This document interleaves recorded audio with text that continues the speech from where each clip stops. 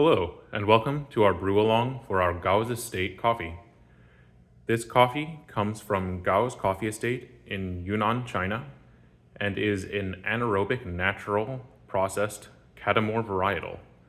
So to change things up a little bit today, we're going with a flat bottom dripper, and we picked the Orea, and it's been fitted with Cirrus fast filters.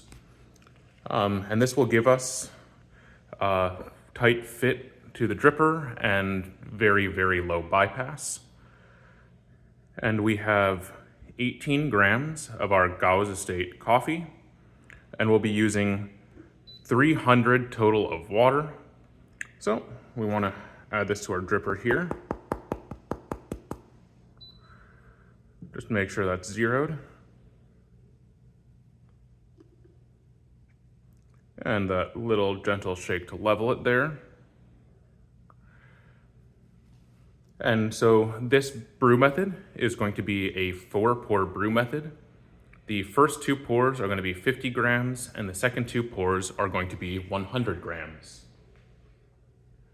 Our water has been heated to 90 degrees Celsius or 194 degrees Fahrenheit, and we have that at just a little bit of a lower temperature in order to not over extract this coffee with its higher fermentation. All right, let's get started. So starting now, first pour 50 grams, starting in the center, spiral from the center out.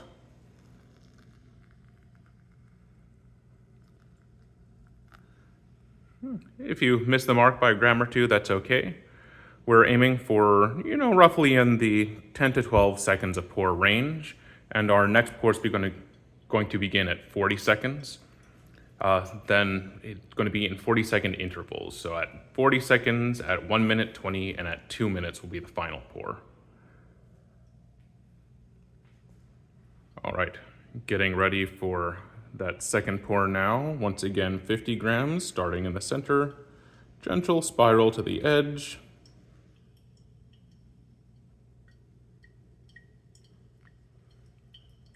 Up to 100 there.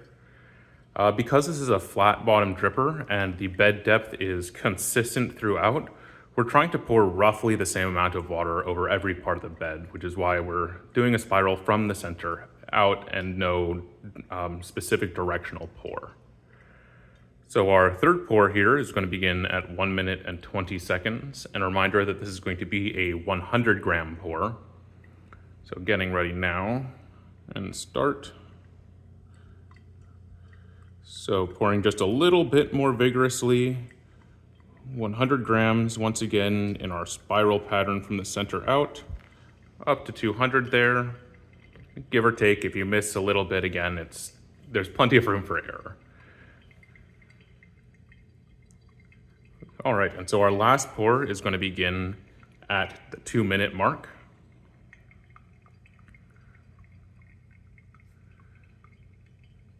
So getting ready, and we're once again going to pour 100 grams, starting now.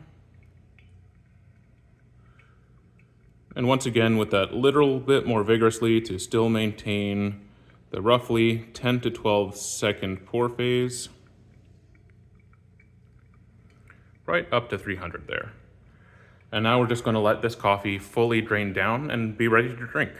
So this coffee, with its higher fermentation and its varietal, does flow a little bit faster. So that's another reason why we've chosen a flat bottom dripper, is that we can keep the coffee on a more medium coarse grind size with still getting long contact times. So we really enjoy brewing it on this Orea dripper. And once again, that was 18 grams of coffee, 300 grams of total water. Our kettle was heated to 90 Celsius or 194 Fahrenheit.